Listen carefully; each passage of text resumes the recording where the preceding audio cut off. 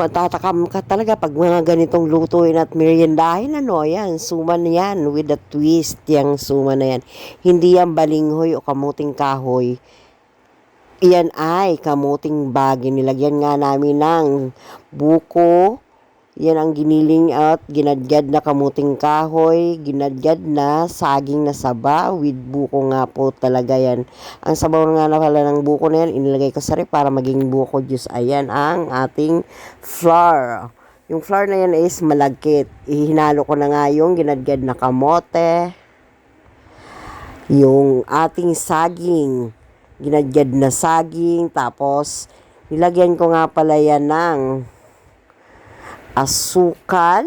Combine ko lang muna siya para mag-well incorporate. Incorporate. Diba? Napa-English pa nga ako dyan, tay. Ayan, habang minimix ko yan, kailangan talagang halong-halo siya para maging well combined. Ayan, nilagay ko na nga yung ginadjad kong buko. Tapos, ihinalo ko nga uli para sabi ko, mas maganda kung pantay-pantay talaga yung buko. Sa lahat ng ginadjad, merong buko. At siya yung ginamit naming asukal dyan ay maskubado. From abra pa yung asukal. Nilagyan ko rin pala yan ng gata. Kakanggata nga pala yan. Saka namin ibinalot sa saging. Madaling-madali nga kami dyan kasi sabi namin magtitiri na, kailangan namin ng maluto yan para sa merienda. Nakakatuwa naman, no, bagong experiment. Ay, pero masarap talaga siya. In-experiment, kamote, saging, buko, yung flour na malagkit, tsaka nilagyan ng asukal na maskubado, tamang-tama ang kanyang lasa, tapos gata pa ang parang pinakatubig niya ay gata, tapos yung pinangsabaw namin dyan ay ang pangalawang gata, kaya nagmamalali talaga ang mga inay dyan at si Mildred para madali naming matapos yan. Pero kinalabasan naman talaga kahit nakaka-enjoy talaga sa ganyang mga gawain, no? Lalo kung mahilig ka talaga yung sa mga kakanin magluto-luto.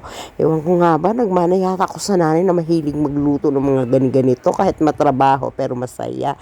Mas madali itong gumawa nito pag maraming gumagawa at tulong-tulong talaga sa paggawa nito. Tulong-tulong sa paggawa ka. Tapos tulong-tulong din sa pagkain. Charot.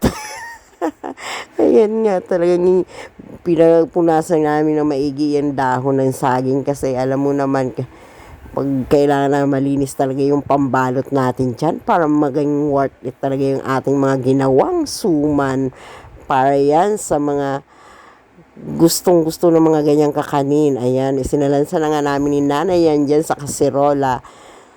Sa sinabawan niya ng pangalawang gata at ready na po yan para isalang natin. Yan, isinalang ko na nga at maya-maya nga yan, guys. Kulong-kulo na siya. Nalimutan ko pa yan, muntik ko nang malimutan at muntik nang masunog, wala na palang sabaw. Ayan na nga, guys, ang ating suman. I-taste ko nga pala yan kung approve. At approve naman talaga siya. Pinataste ko rin yan sa anak ko. Wow, nasarapan. Okay, sa susunod, ito na lang gagawin natin.